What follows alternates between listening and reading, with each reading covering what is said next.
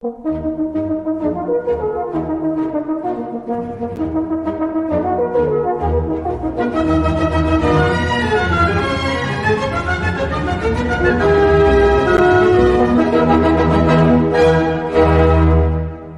everyone, and welcome to another episode of Gray Matter. Well, I was remiss recently in not taking a moment to mark the fact that we had gotten through our 50th episode. When we started this, Devin and I, we never thought, honestly, I thought I might not know enough people to do 10 shows.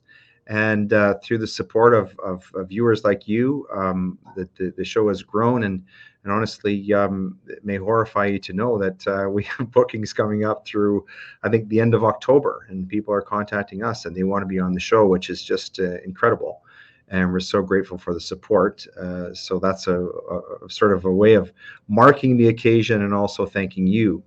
The other thing I want to mention is, again, I've got to plug our merchandise. Hand to heart, I actually made my first order yesterday. I was remiss in not doing that. And when I went on there and looked at the website, there's actually some really great stuff, t-shirts and hoodies and so on. So what are we doing today? Well, we are going to be talking to another very interesting guest. And as you know, we strive to have diversity in our content, but our guests tend to fall broadly into three main categories, one of which being politics and religion, another being sports and culture, and the other one today it falls into health and wellness. Our guest today is a man named Steve Hendricks, and he is going to educate us about fasting. And this is very timely. I was telling Steve off camera because I've been looking into the concept of fasting, and this is trending. It's all over the internet fasting and so on. And so naturally, I dove right in head first. And when I visited Steve's website, I found out that I was doing everything completely wrong. So we want to learn how to do it the right way, the healthy way, the effective way. And Steve's going to help us with that. So we're very, very excited to have him on the program and to have this conversation with him. Before we go there, as we always do, we're going to go to our aphorisms board. And again, these have been chosen in honor of our guest. The first one is from Hippocrates, sort of the granddaddy of all doctors, the ancient Grecian philosopher who once famously wrote, "Let your food be your medicine and your medicine be your food." Next, we have someone who is probably maybe the most famous faster of the 20th century, Mahatma Gandhi, who famously wrote, "Fasting is futile unless it is accompanied by an incessant longing for self-restraint." I don't know how many of us have an incessant longing for self-restraint. I think our incessant longing is probably for self-indulgence. The last one is from Plato, who's someone who's often quoted on the show, who once famously wrote, "I fast for greater physical and mental efficiency." And I think that's going to be part of the subject of our conversation today with Steve. So let's talk about Steve a little bit and introduce him properly. Steve has first of all, you should really visit his website. It's wonderful. And he has this really interesting biography. And I'm just going to read from it. And it says, "About me," the short story. It says, "I'm a freelance writer living in Boulder, Colorado, and the author of the oldest cure in the world, Adventures in the Art and Science of Fasting, which will be published by Abrams Press on September 6, 2022. And hopefully he's going to tell us how people can get his book. It's about the history and science of fasting and my own experiences with the practice. And he's also written two other books, The Unquiet Grave, The FBI, and The Struggle for the Soul of Indian Country, which made several best of the year lists, and A Kidnapping in Milan, the CIA on trial. And he's also written articles on fasting for Harper's, on aphrodisiac hunting for Outside, on soccer for Slate, and on the devastation of our climate for Salon. The Washington Post and San Francisco Chronicle have also published book reviews. Longer story is that he was born in Arkansas, raised in Texas, Texarkana, and educated more or less at Yale. After college, he spent several years in Seattle and Montana, where he divided his time between writing and politics and doing politics. twice ran for local office in Helena, Montana, and twice lost. That reminds me of Abraham Lincoln. The first time was close, the second not so. Since then, I've stuck to writing. He says he's stuck to writing and has suited the voters just fine. So with that, Steve Hendricks, thank you for being on Gray Matter. Welcome to the show. Thank you, Leighton. It's great to be with you. So obviously you've done a lot of things in your life, but you've become very much involved in this whole concept, and I guess we could call it a lifestyle of fasting. And your website is very informative. And if you don't mind, I'm interested to know, before we dive into the details of fasting and the benefits of it, how is it that you came upon this concept or this way of managing your health, as opposed to other things that you could have done, like bulking up to 400 pounds? Yeah, especially for someone who writes about politics, right? Why write a book about fasting? I came to fasting early because, well, for two reasons. One reason, this is in my 20s or 30s. I'm 52 now. But one reason was the same reason that a lot of people come to it, which is like a bunch of the rest of us. I just was putting on a pound or two a year. And by the time I hit my 30s, I weighed more than I wanted to weigh. And fasting interested me as a possible tool for weight loss. I've since come to think that, it's a fantastic tool for weight loss. You don't eat, you lose weight. End of story, right? It's what happens after the fast. And so it's not necessarily the best tool ever if you don't change what was putting on the weight to begin with. But that's one reason I came to it. The other reason I came to it was, I'll just say this, I have an acute fear of death. I really want to put that day off as long as possible, and I want to be as healthy as possible till I get there. And I've long had a question of, well, how do we do that, right? The North American way of life is you start getting high blood pressure or high cholesterol in your 30s or 40s. You get your first heart attack or stroke or cancer in your 50s or 60s, and then it's just downhill for the next 10 years in the nursing home and all that. I wanted to, find a way to, hit 100 if I could, and have those last 20 years be playing with grandkids and gardening and, riding my bike and whatever else. So I got first into actually caloric restriction, which is just eating less each day, which has been proven to increase longevity in absolutely every lab animal it's ever been tested in. The data is also really good in humans, but it is hellaciously hard not to eat the right number of calories every day. If you need 2,000 to be eating 1,500 every day, it's murder.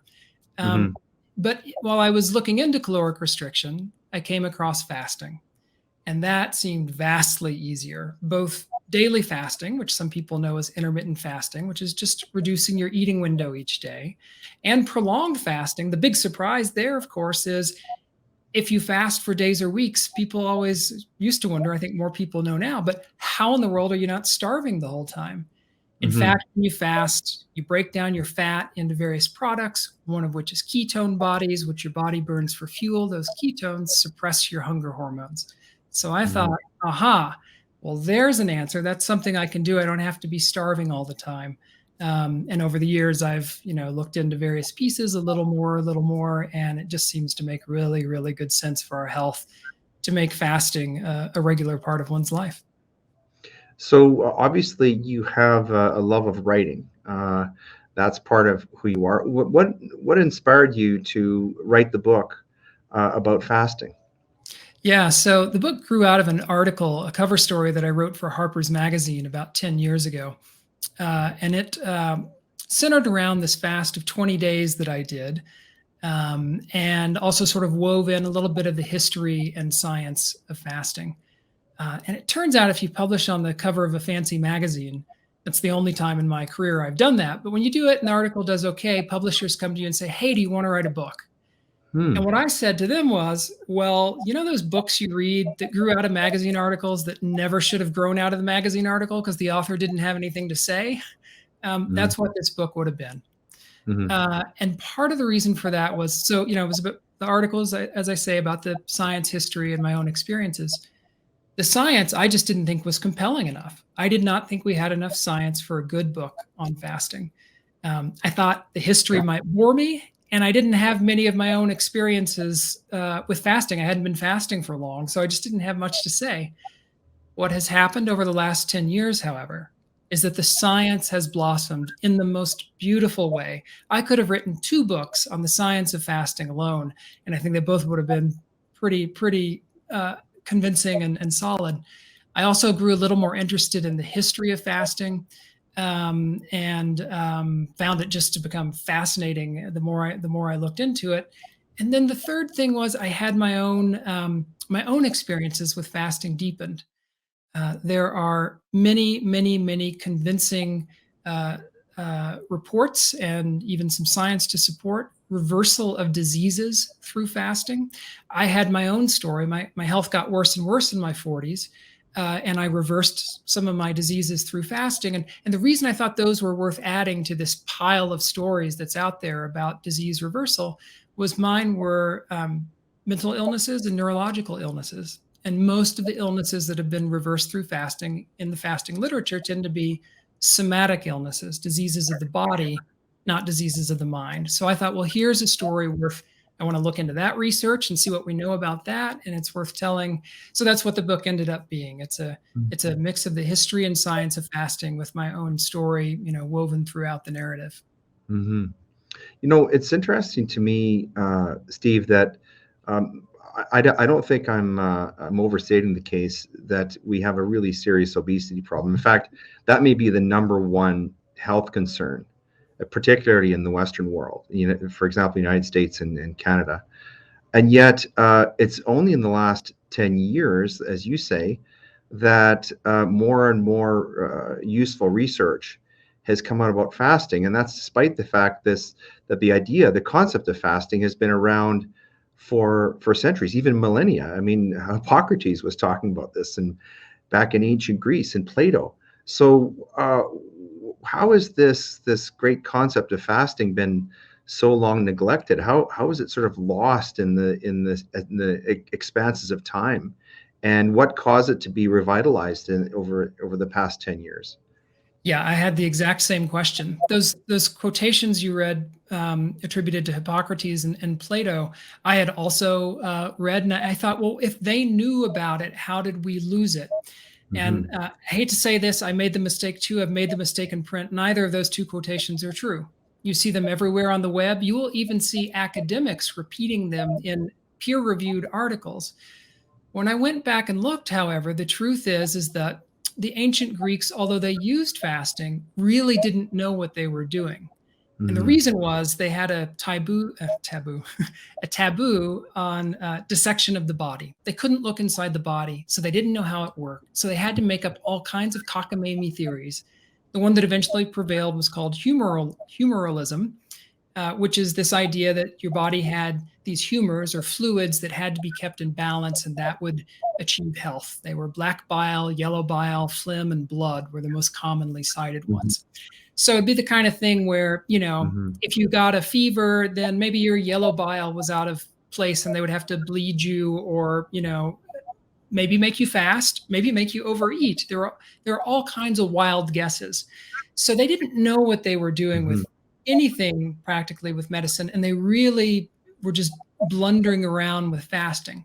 However, the fact that they were blundering around with it does suggest to us there was something there. And every once in a Hmm. while, people stumbled onto something that worked. So there's a Greek physiologist named Erasistratus who who wrote more than 2,000 years ago that we should fast epileptics. Well, it took 2,000 years before the research emerged, but it turns out that he was entirely right. Uh, even treatment resistant, kids, childhood epileptics who fail many attempted drugs to fix their problem, um, can go into complete remission on a fast. So there were these things that popped up. There was another group called the Methodists in ancient Rome who felt that medicine was getting too complicated, and so they reduced all of medicine to a few methods. One of which was anytime you got a fever, you fasted for 2 or 3 days, and people apparently got better. So how did it get lost? As it was starting to emerge, you could kind of see, well, maybe a medicine of fasting could evolve here. It certainly wouldn't do much harm. It wouldn't do, all the bleeding, the leeches, the forced vomiting and diarrhea. It couldn't have been, more harmful than the existing medicine. It turned out that I think, and this is some surmising here, but I think it was just too counterintuitive. The way it's long been to tell people, you actually get healthier if you don't eat is just very hard to figure out. Everyone knows you need to eat to be healthy and strong, but to say, well, it's a different case when you're sick. You can actually begin to heal yourself if you don't eat. I think people just couldn't grasp it. It was too difficult a concept. Hmm. Especially moms, they always told us we got to feed a cold, right? Right.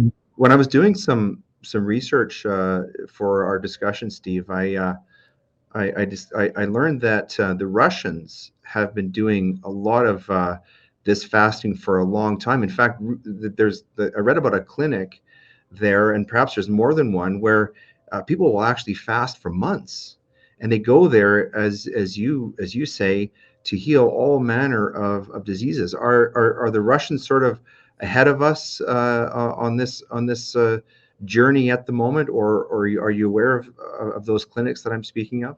Yeah, so they used to be ahead of us, not so much anymore. What happened? So during the 20th century, fasting in the United States, I think it was hardly practiced in Canada, but to the extent that it was practiced in the United States, it was practiced quite often under persecution from legal authorities who felt that these were quacks who were dispensing with some harmful recommendations to their patients. So it was a very troubled era for North American fasting. But in Russia, however, there was a psychiatrist in particular. His name was Yuri Nikolaev, and I give a chapter to his work in my book. And in, I believe it was 1948, he decided that, look, all we've got to treat, he worked in one of the largest mental hospitals in Russia, in Moscow. All we've got to treat these hardcore patients, these deeply schizophrenic people, are barbaric treatments. Electric shocks, insulin shocks, where you put people in a diabetic coma and then you give them an injection of glucose and they jerk out of it like that. It just fries their brains. And they hoped in the scramble that occurred in the brain, they didn't know how something would change for the better. So they had these terrible treatments. He had grown up in a family that fasted now and then. And he said, well, why don't we try this on schizophrenics? And to make a long story short, he did, and he found that a prolonged fast, typically about 3-4 weeks of fasting on water only, ended up completely reversing the psychiatric conditions of all kinds of patients, mostly schizophrenics, but also depressives and paranoiacs and some others.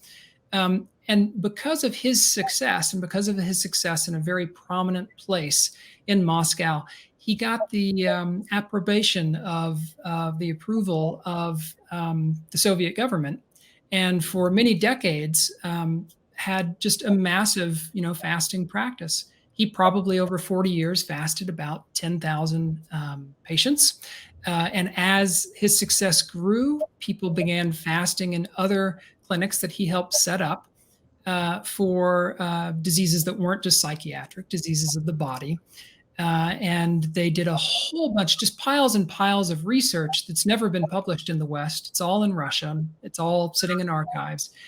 And what happened, sadly, was in late 1980s, early 1990s, when the Soviet Union was opened up, as we know, that was a good thing in many ways, but what it also meant was opening up the state's resources to the robber barons, the capitalists from the West, who went in, swooped in, and did to the Soviet economy essentially what has been done to the rest of the world's economy. When that happened, doctors fell under the same pressure that they fell under in the United States to turn over patients rapidly.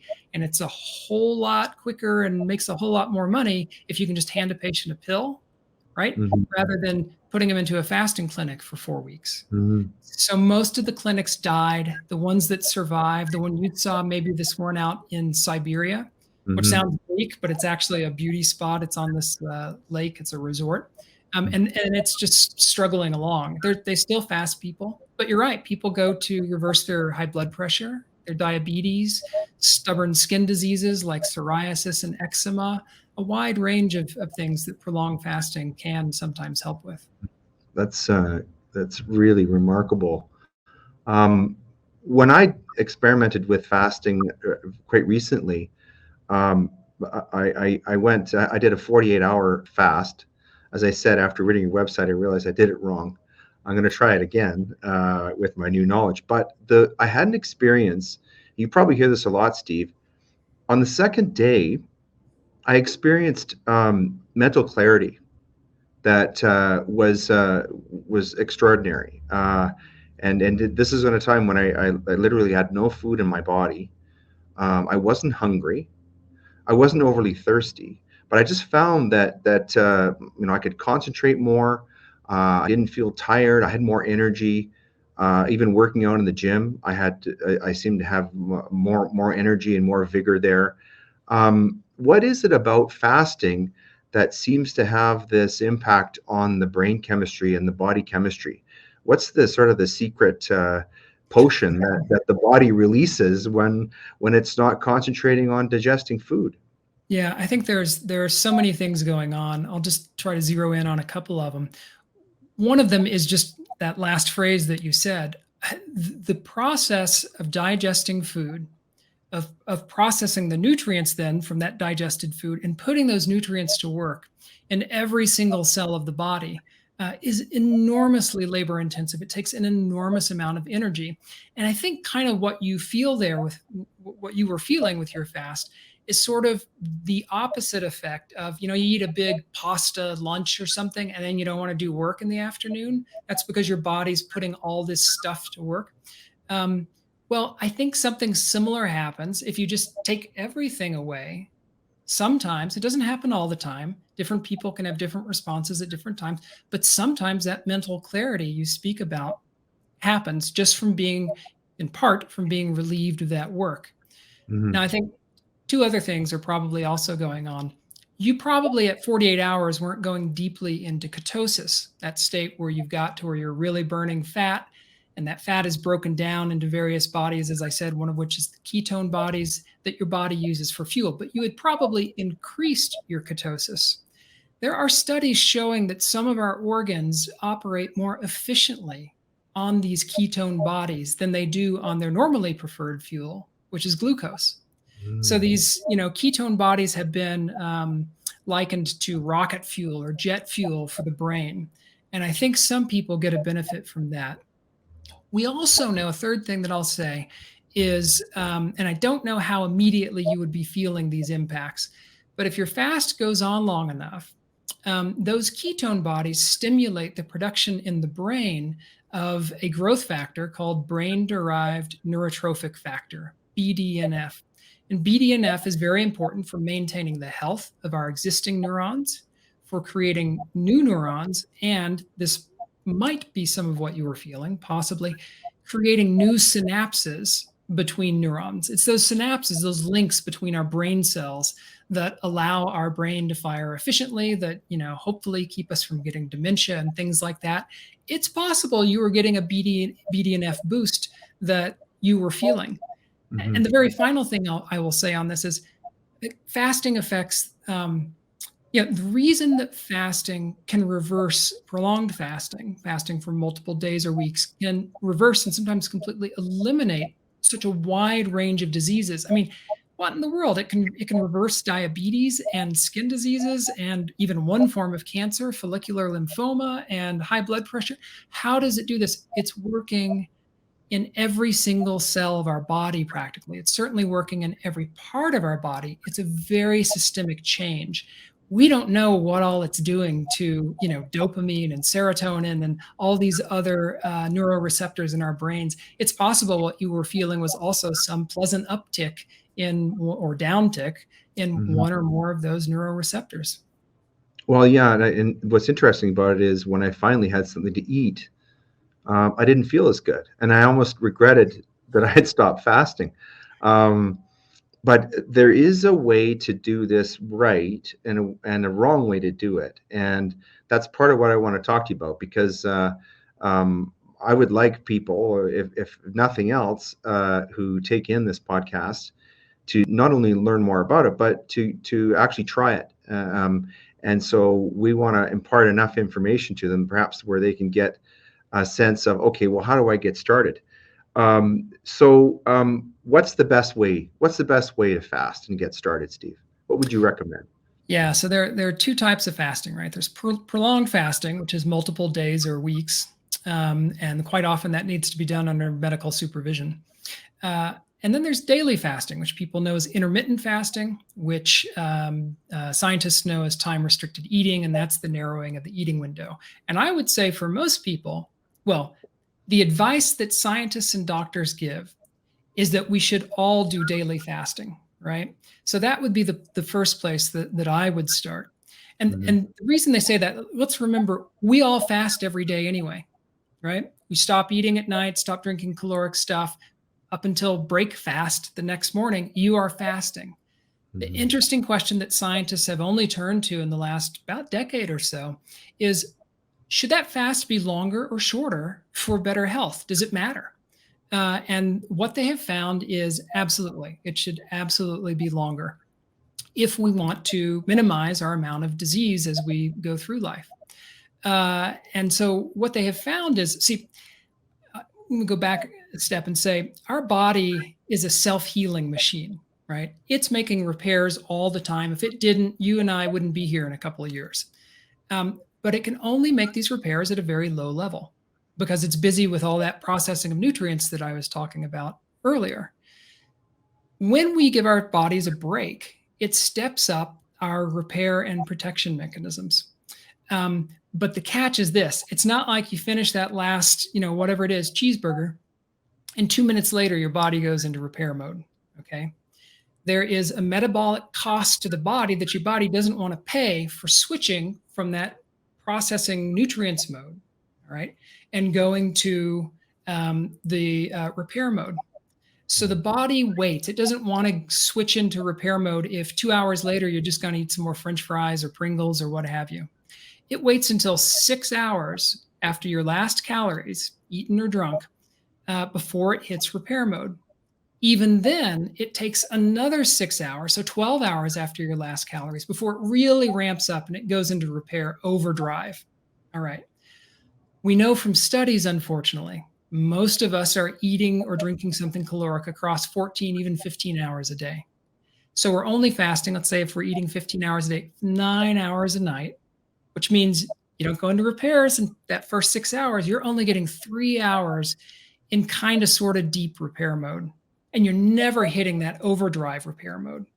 So what fasting doctors and scientists are finding based on the research that they're doing is if you can reach that 12-hour overdrive repair mode, you really start to see some benefits. So people who narrow their eating window to 12 hours will start seeing some health benefits. Certainly the markers that indicate whether you get disease or not, they improve.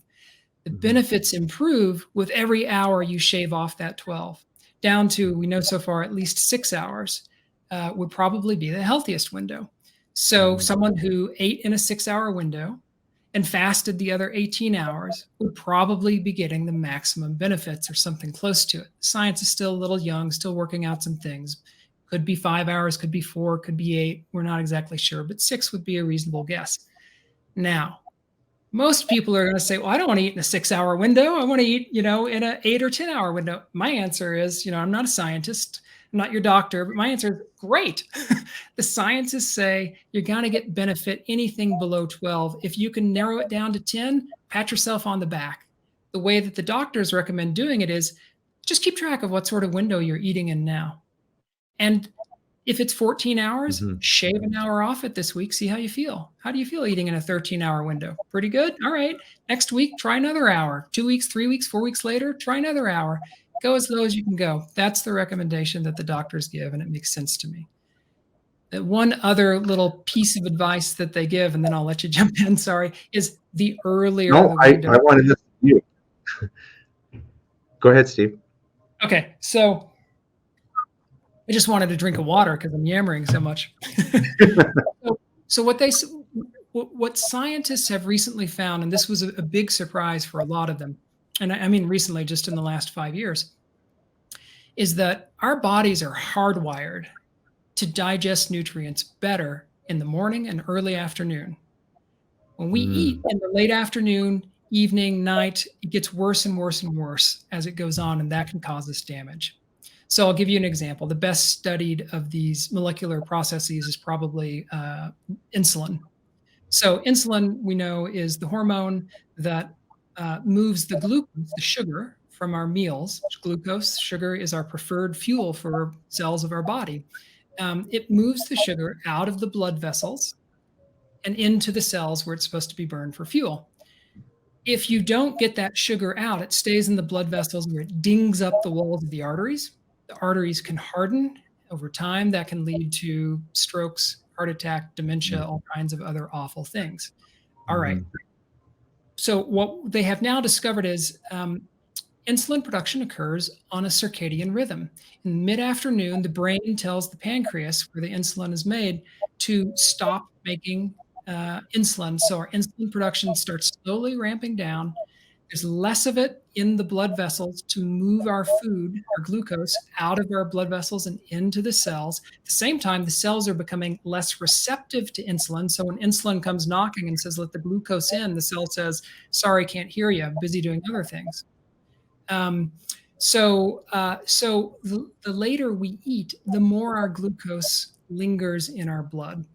Mm. And the later we eat, we also interrupt the repairs that are supposed to be going on overnight when we're not eating and digesting, but all that processing just keeps happening later and later. This is such a powerful mechanism. You could take pre-diabetics, feed them the exact same meal at 7 a.m. and 7 p.m. And although after the 7 a.m. meal, they'll test just fine, after the 7 p.m. meal, they'll test fully diabetic. You can take healthy people, do similar examples, similar studies, excuse me. And after the early meal, they test fine. After the late meal, they test pre-diabetic.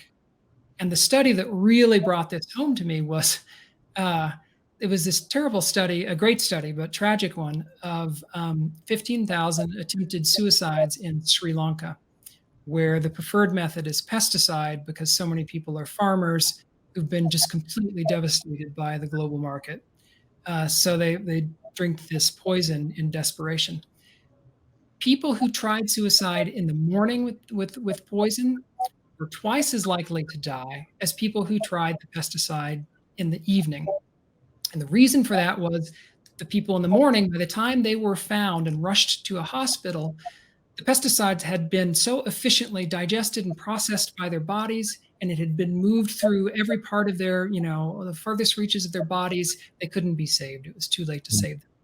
In the evening, however, their metabolism was so much slower and more sluggish that the pesticide just sort of lingered in places and didn't go as far as it did. And about twice as many of them could be saved when they were found and rushed to the hospital. So it's just that rigid a thing that we process nutrients according to a circadian rhythm that we really have very little power to change. So, what does this mean in practical terms?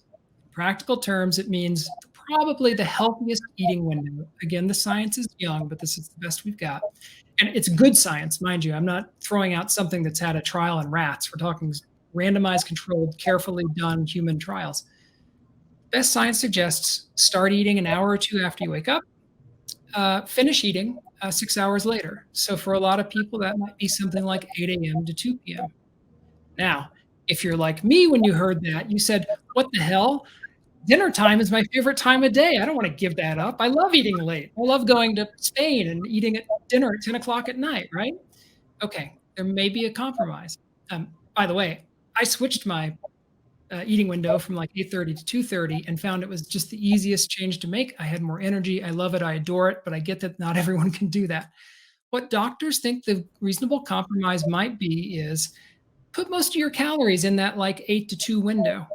Eat a heavy breakfast and lunch, and then just keep dinner lighter and later.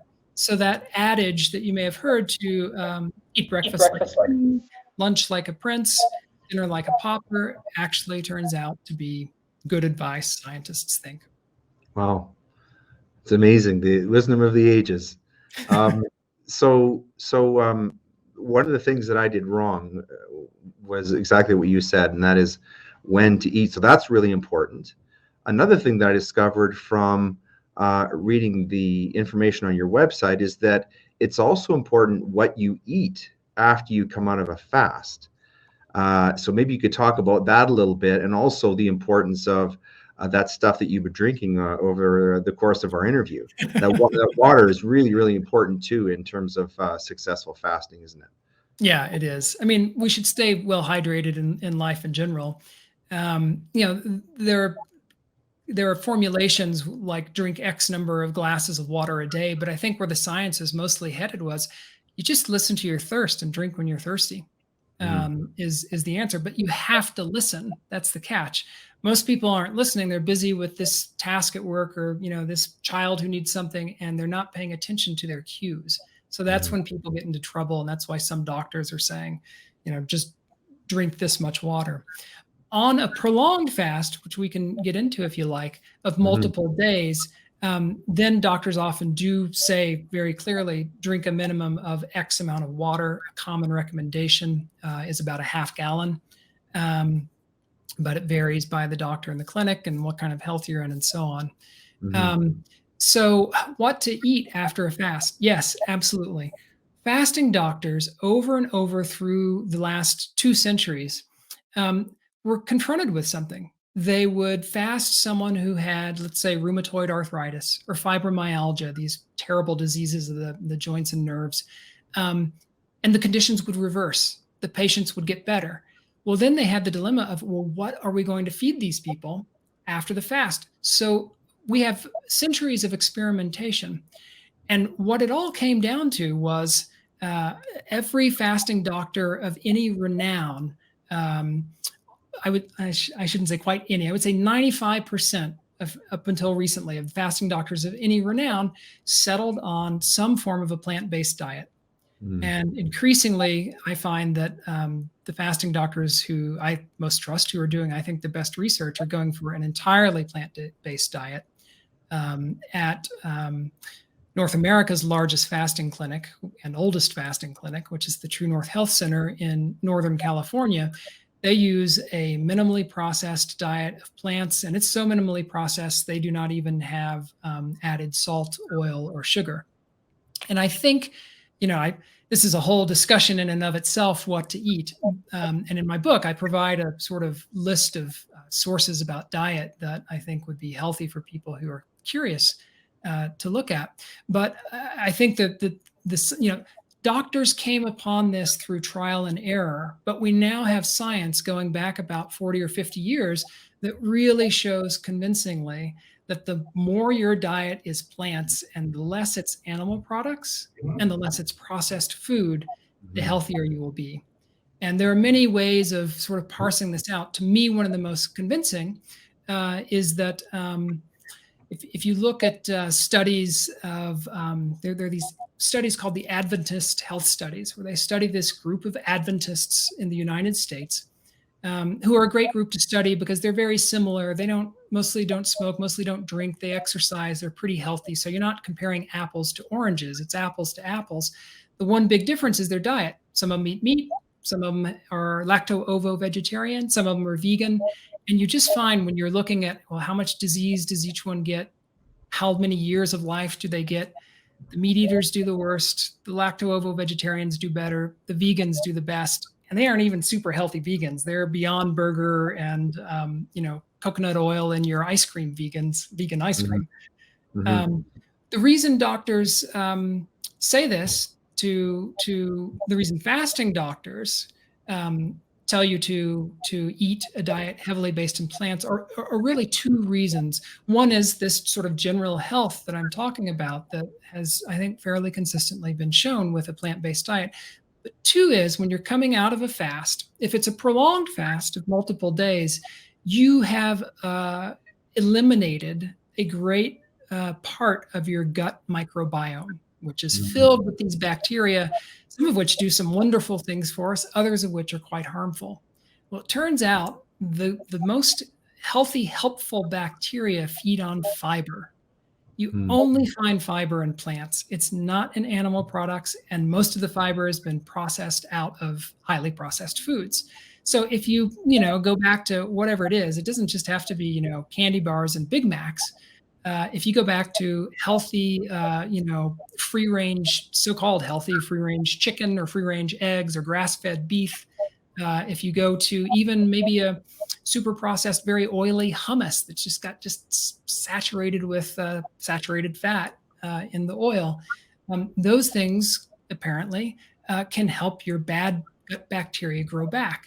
A fast is Mm. a chance to reset if it's one of prolonged length, where you have basically decimated your gut microbiome. You get to choose by what you eat whether you're going to grow back a healthy one or whether you're going to grow back an unhealthy gut biome. Mm. So those are the two reasons that doctors have really leaned towards plant-based diets after a fast. Great. So, one of the great things about your website, which I quite recommend to people, is that you have sort of a frequently asked questions on here, and some of these you've answered some of them, but there's one on here that's kind of interesting, where you say, "But aren't there studies that say time restricted feeding doesn't work?" Do you want to talk about that a little bit? It's maybe address the boo birds who aren't buying what you're saying right now. Yeah, I mean, it's pretty complex. And so I'll try to discuss it without going too far into the weeds of the scientific, details here. But, the biggest difference is there are studies that have looked at time restricted feeding and they've done nice tight windows of, say, 8 hours, right? Um, and they come back and people have almost no benefit, sometimes no benefit whatsoever. And so you see these huge headlines in the New York Times and Washington Post saying, time restricted eating, intermittent fasting doesn't work. And what has actually happened, I think, are a few things. One is, so I think it's quite true. Some forms of intermittent fasting, of time restricted eating, may not work. One of the problems of many of these studies is what they looked at was an eating window of from typically, say, noon to about 8 p.m. Well, as I've just told you, we now know that our circadian rhythms are going to do most of their, are going to demand that if we want to be healthy, we're going to eat most of our calories before about 2, 3, something like that in the afternoon. So if most of their calories are going into them after that, it makes sense that they would be less healthy. So it's quite possible that an eating window of noon to 8 gives people very few benefits. However, the caveat to that is some of these studies were really poorly designed. So, for instance, they told people outside of your eating window, you can drink whatever you want, basically, so long as it's non-caloric. Well, most people, I forget what the number is in the United States where some of these studies took place, but it's about 80, 90% of us are drinking caffeinated beverages. So Mm. I think we can safely assume that most of their research subjects were drinking coffee or caffeinated tea in the morning when they got up. People often do that who have a later eating window to sort of get them through that foodless morning to get to noon when they can eat. Unfortunately, we don't know to what extent caffeine interrupts a fast, but we do know that it interrupts your body's metabolism in, well, pretty substantial ways. People wouldn't drink it if it didn't, right? We know that it gives you energy and it perks you up and it does all kinds of things to your blood vessels and so on. We know that the body's digestive mechanism has to process it. So you're not water fasting when you're doing that. You're doing some sort of lesser form of fasting. So Mhm. that probably interfered with some of their results. There are a few other sort of technical things that they did. For instance, a lot of these studies just say, okay, eat during this time and eat whatever you want. So you can't really track whether person A is eating, a higher fat diet or person B is eating a lower fat diet. We don't know exactly what their food intake was. It's possible that eating in different windows changes what you eat. Maybe if you wait till noon, you do crave, I don't know, fatty or salty or sugary foods or something, and that threw off the results. The best studies, I think, come from ones where they prepare the food for the people. Those are hard studies to do. They're very expensive. The person either has to come to the lab every day and eat all their food during this window, or they have to eat, food like we're doing over Zoom or Skype or something like that, being watched by a technician to make sure they eat absolutely every calorie on the plate. But those are the best studies. And those studies find that a time restricted eating window, especially an early one, do have substantial benefits. So, question marks over the ones that say there are fewer benefits. Possible it's because it's just a later window, possible poorly designed study. Hmm. So it sounds like perhaps misleading conclusions based upon flawed data. But one thing I'm curious about, and you alluded to it earlier, Steve, is you mentioned the importance of having medical supervision if someone is going to attempt a longer fast. Can you talk about that and why that's so important? Yeah. So the fasting doctors who supervise fasting clinics, um, they have some agreement and some disagreement. Here's where they agree. They say that anyone in any state of health, good or bad, who is doing a prolonged fast of 7 or more days should always be under the supervision of a doctor. Then they disagree. Some of them say, well, if you're doing less than 7 days and you're in great health, you have no diagnoses, no suspected illnesses, you're not taking any medications or supplements, because their effects can be really turned up on a fast, then you can go ahead and fast safely on your own for 7 days. Other doctors say, no, you should never fast for more than about 18 hours on your own.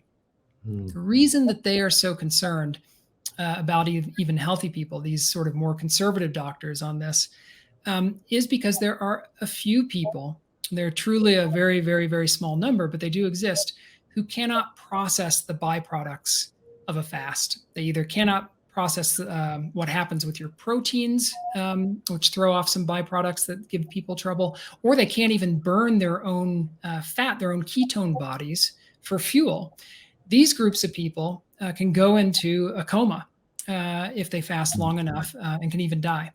So, the other doctors say, well, but that's such a tiny, tiny, tiny group of people. It'd be like saying no one should exercise because there are some people who might have a heart attack if they go for a walk around the block or something. These people know who they are. We can trust them. I don't give advice. I just pass on what the Mhm. doctors tell me. So that's what they say. For going back to that, everyone should fast under supervision if they're going to fast for more than a week, where the doctors are unanimous. The reason they say that is things change on a fast. You have all kinds of in a well supervised fast, you're getting all kinds of readings and measurements and checkups. For instance, when my wife and I went for my book, I went to a couple of fasting clinics. When we went to the True North Health Center, which I mentioned earlier, we were there, I don't know, we were fasting, I guess, 9.5, 10 days.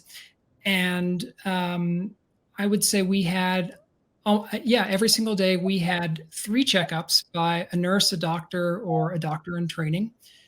We had our blood tested regularly, our urine tested regularly. And what they were looking for was if something was failing to perform.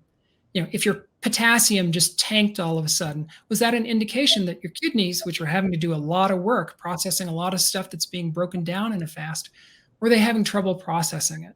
And if so, did that mean that the fast needed to be modified, maybe give you some green juice smoothies that they used, or just ended? And that's what they're looking for. It's the trouble signs. What fasting doctors tell me is, look, we know absolutely that 9 out of 10 people, 8 out of 10 people who are basically healthy, they could fast for 2 weeks. They're not going to be in trouble. But that 1 out of 10 or 2 out of 10, whatever that number is, maybe it's 3 or 4 out of 10, they're going to get in trouble. And they could end up in a hospital. They could end up with permanent damage to some of their organs. And that's their concern. Okay.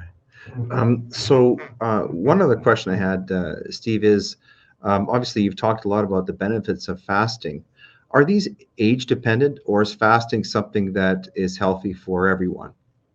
It's certainly healthy for every adult. So there have been studies on the time restricted eating that I talked about earlier, this daily fasting, that have tested, all the way from college age kids up to senior citizens. And the consensus among the scientists in the field is that it's safe. There have been a few concerns from some very old studies about possible gallstone formation in people who had long fasting periods. These were studies, observational studies from the 70s, where they just asked people, "How often do you eat?"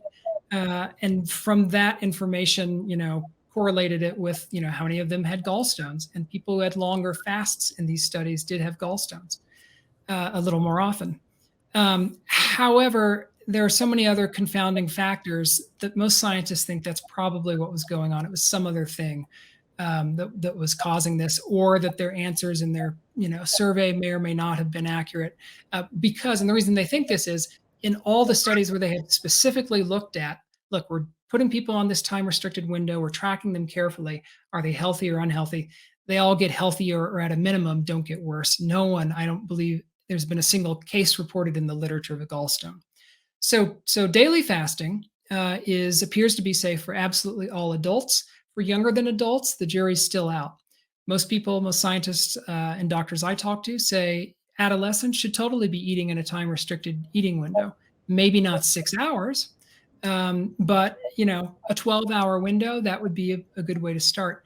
Younger children, jury's totally out. No one has a strong opinion on. And infants and nursing mothers and pregnant mothers, people generally say eat when you need to eat. So it's not for them. The prolonged fasting, similar story. Same age groups.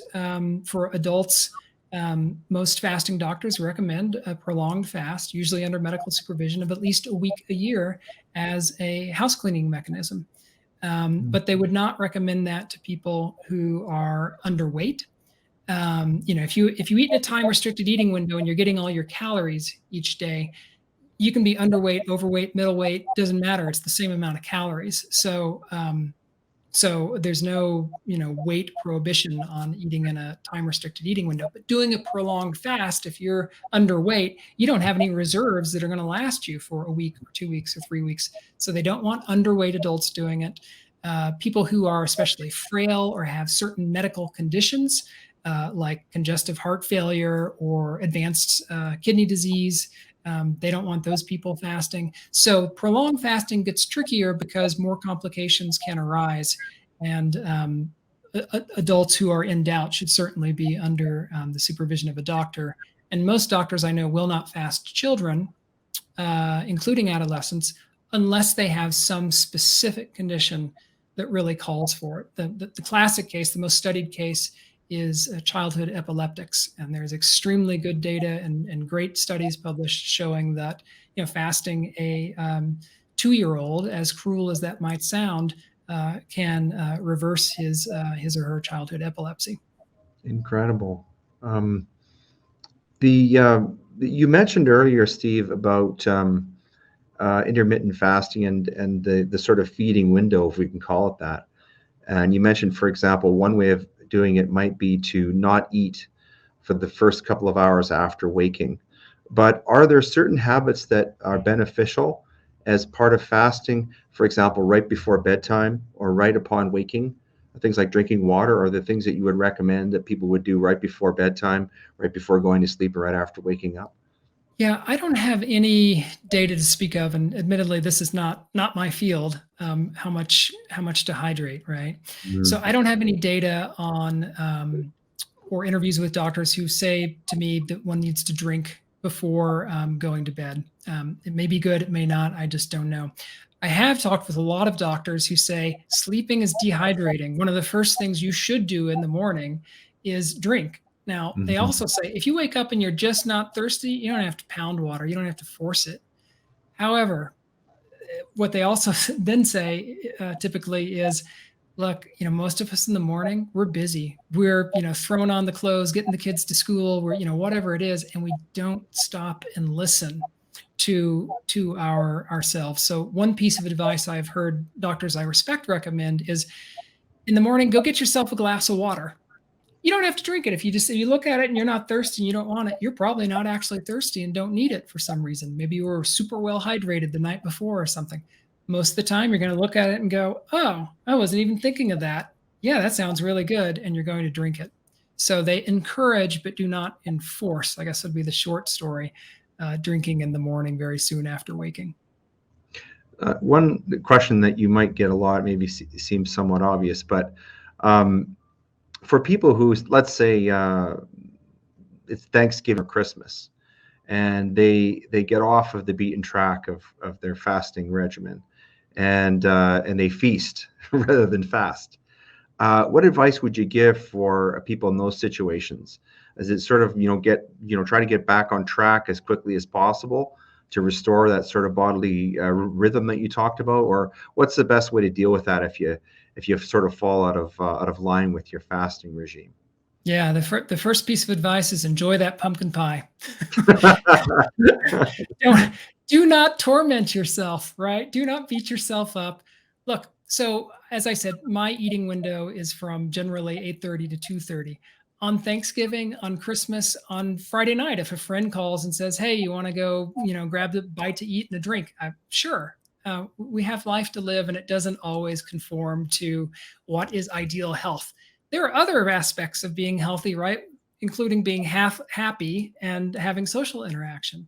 So the short, pithy answer is you get off track one day, just get back on track the next.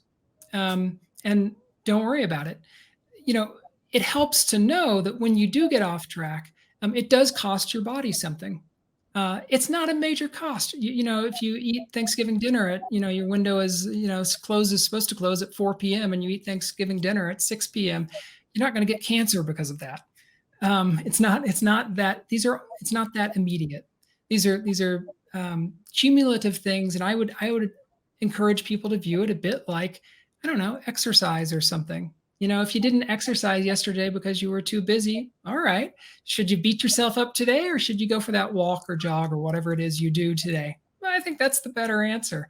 But I think it's really important not to, particularly because there's such a, gosh, we have so many warped ideas, unfortunately, because of the way culture speaks to us about our food and our bodies. It's especially hard for women in particular. If you adopt this, fasting window as this rigid thing that you always have to be 100% on, and you're a wicked person if you step out of it, you're going to end up not only being miserable, but probably adhering to it less. So, Mm. do what you need to do to adhere to it as much as possible. Pat yourself on the back for it. Go for progress, not perfection, and call it good. And enjoy that pumpkin pie.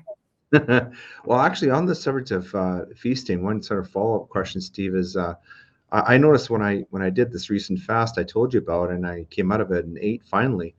I found that I couldn't eat very much. I thought I would be really hungry and I would eat a lot of food. Is that common once you start fasting, that in fact you'll naturally eat less food, consume less food than you otherwise would? Yeah, it is true, and it increases with the longer the fast. There are various reasons for why this might be so. I might not be speaking to your 48-hour fast because I'm not Hmm. sure how many of these things occur, but some of them probably do. One of the things that happens is that when our stomach has various kinds of receptors. It has nutrient receptors. For example, it can tell how much fat we've eaten. And it has stretch receptors, which can sense the engorgement of the stomach. When you completely empty the stomach of absolutely everything and it goes without for a while, the hypothesis is, we don't know this for sure, but the hypothesis is that those stretch receptors get much more sensitized. If they're used to, as we often do, stuffing our stomach with a lot of food, right? The stretch receptors, they kind of have to, get sort of deadened to it a little bit. Otherwise, they're going to go haywire. Like, I've told you that your stomach is expanding, but you keep cramming this stuff in here. So I'm going to maybe tone down the messages that I'm sending you. I suspect, and other scientists do too, that those stretch receptors become sensitized on a fast. Then there's also the fact that when we fast, eventually we'll eliminate everything from our intestines. We'll eventually just poop it all out, um, all the food out anyway, and then as I said, the gut bacteria will also be dying off. The gut bacteria are huge. They can weigh 2, 3, 4 pounds in people. It makes up a very large portion of the weight in our intestines. When the intestines eventually empty out, I think we can feel that emptiness. And when we put more food in it, if we put too much, all of a sudden, once again, we start sort of feeling that kind of bloat and engorgement. That's one of the great uses, I think, of a fast. As I said, I don't think fasting by itself is a great weight loss tool because you'll just put it back on. But one of its perks for weight loss is if you listen to that, if you listen to those messages, like, oh, this is what an empty stomach and an empty intestine feels like. And when I put too much food in, God, it just feels like too much. It seemed like the normal amount is what I was eating before, but now it seems too much. If you listen to that and you don't push it and keep putting food in, you can actually reduce the number of calories that you had eaten previously and yet still be satiated, which obviously can help with weight loss. Listen to your body. What a great concept. Uh, Steve, this has just been an incredibly illuminating conversation. I've learned so much in just an hour of your time. And I'm so grateful for you being here and sharing this with us. If people want to find out more about you and about your book, is the best way to do that to Google you and check out your website? Yeah, absolutely. My website, stevehendricks.org, is well, it's got most of the information that you talked about. It's got I don't know, 10,000 words maybe of answers to the questions I get the most about fasting. And then the book, of course, has yet more, many more tens of thousands of words. And you can buy that anywhere books are sold. If you want to support your independent bookstore, there's a link on my page to a group called bookshop.org where you can buy the book, and the profits, some of them will go to your local bookstore. Well, I can tell you without hesitation, I will be buying your book. And this is the part of our program, Steve, that we call the reading list. And I hope that you'll be pleased to learn that the two books that we're talking about today that we're featuring are your books. The one you just talked about, The Oldest Cure in the World, which is just published. I know you've been talking about it a lot, but I'm just going to read, if you don't mind, from the summary that you have on your website. It says, when should we eat? When should we not? The answers to these simple questions, as journalist Steve Hendricks shows in his irresistibly readable exploration of fasting, are not at all what you might expect. We've certainly learned that today. Stop eating for long enough and you'll set in motion cellular repairs that may slow aging as well as prevent and reverse a variety of diseases, including diabetes and hypertension, rheumatoid arthritis and epilepsy, asthma and schizophrenia, and much more. Astoundingly, fasting has even proven to make chemotherapy better at killing cancer while protecting patients from the worst of chemo's side effects. So this book is available. Can they order it off your website? Did you say that, or can they No, go to there's a link on the homepage that'll take you to places you can order it. Great. So there's that book, and the second one is The Unquiet Grave: The FBI and the Struggle for the Soul of Indian Country. Of course, the FBI has been very much in the news in the United States. Very, very topical. This sounds like a really fascinating book. Was named one of the 100 best books of 2006. This is a detail that's described by the San Francisco Chronicle as a detailed, exhaustive, investigative account from Mr. Hendricks, an eye-opening, often shocking narrative fueled by the author's outrage. And the Cleveland Plain Dealer described it shocking in its sweep, is about the slow death of American Indian tribes across the United States, abetted by racist FBI agents, corrupt politicians, greedy lawyers, ouch, and to a shameful extent, many Indians themselves.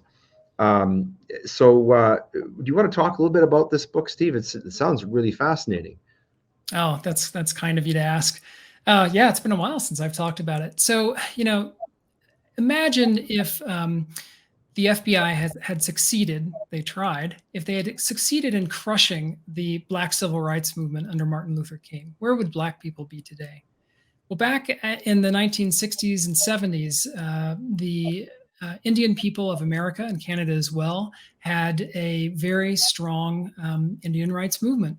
And the FBI set out to destroy it. And it was a very shaky, sort of tenuous movement. The discrimination and extermination that Indian peoples had long suffered from in the Americas, vastly worse even. I hate to compare atrocities, but their condition was even worse than that of, say, Black America in 1950. Um, so they didn't have solid foundations in that movement, and the FBI sent agents into the American Indian Movement, AIM, the main group leading this charge, to infiltrate and provoke them to turn on one another, to suspect each other of being snitches for the FBI, with the very clear hopes that they would kill each other. And in a couple of cases, that's exactly what happened. And it just destroyed the movement. The movement fell apart by the late 70s, early 1980s. What the provocateurs didn't achieve, very overzealous, to put it mildly, prosecutors who went after members of the American Indian movement for any possible transgression that they could find, to litigate them out of existence. It was a very successful strategy, a very tragic chapter in American history. And, we can't draw a perfectly straight line, but we can draw a pretty good one from that sabotage and that undermining of the movement to the still sorry state of affairs on many Indian reservations in North America today. That sounds like a largely untold story. So yeah, it sounds like a great book. So those are recommendations. I want to give you the opportunity, Steve, if you want to perhaps point people to other resources, other books, if you want to. But if you have recommendations to people, if there are other resources that you would perhaps point them to so they could further their understanding of the things you've been talking about today on the program, please feel free to do so. Yeah, let me. I wrote the book on fasting because I didn't think there were a ton of great other books out there about fasting. So what I'd like to recommend, though, are some books, which I do recommend in my book, about what you should eat when you're not fasting, books that I found very convincing. And two of them that I would recommend are both by Dr. Michael Greger. One is called How Not to Die, and one is called How Not to Diet. And they are both very extensive, extraordinarily science-based works that go into the science, asking the question of what should we eat, what will make us healthier if we eat it, what will make us less healthy if we eat it. And he has an outstanding team at a website of his called nutritionfacts.org. And at nutritionfacts.org, he puts together, based on his books, little 5-minute videos. He has literally thousands of these videos, and they're on everything from, I don't know, do blueberries make me sleep better to is fasting helpful against cancer, to is butter really back? Is bacon safe to eat? Those sorts of topics. It's very, very user-friendly. And it can appeal to a wide range of people because he's got all the citations there for people who want the science and for people who just want that 5-minute quick and dirty. He's got that. The final book I would recommend is sort of, I guess I would call it fasting adjacent. It's a book by Douglas Lyle and Alan Goldhammer, who both work at this True North Health Center that I had mentioned in California. I just want to say I'm not like propagandizing for these guys. In the book, I have some criticisms of them, and I'm flat about that, but I keep talking about them because they are doing some of the best work in fasting that we have, which isn't a whole lot out there. But they have a book that's probably about 20 years old now called The Pleasure Trap. And it's about how we get tricked by the foods we eat, particularly the highly engineered foods these days that just hit that perfect sweet spot, right? Between the right amount of fat, the right amount of salt, and so on, that keep us coming back. That contributes, Leighton, to this obesity epidemic that you mentioned at the start of the show. And that makes it very difficult for us to eat healthy. And they talk about ways out of the pleasure trap. If you want a short version of it, if you Google Douglas Lyle, I believe the YouTube video in which he sort of summarizes the premise of this book is called something like How to Lose Weight Without Losing Your Mind. And it's kind of a choppy video at first where he's speaking in a church, but the choppiness, dies down or something a short while later. And if you stick through the sort of low production values, It has, well, I know several people whose lives have been changed by listening to that and then being able to make improvements to their diet that had eluded them for years. So those would be my recommendations. Thank you very much, Steve. Those will all be added to our reading list, which is on our website, graymatter.ca. Steve, again, I just want to thank you so much for being with us today. As I said earlier, I've learned so much just from this in this 1 hour. I'm looking forward to reading your book. I wish you continued success with it, and all the best. Thanks again for being our special guest on Gray Matter today. Thanks, Leighton. It was a pleasure.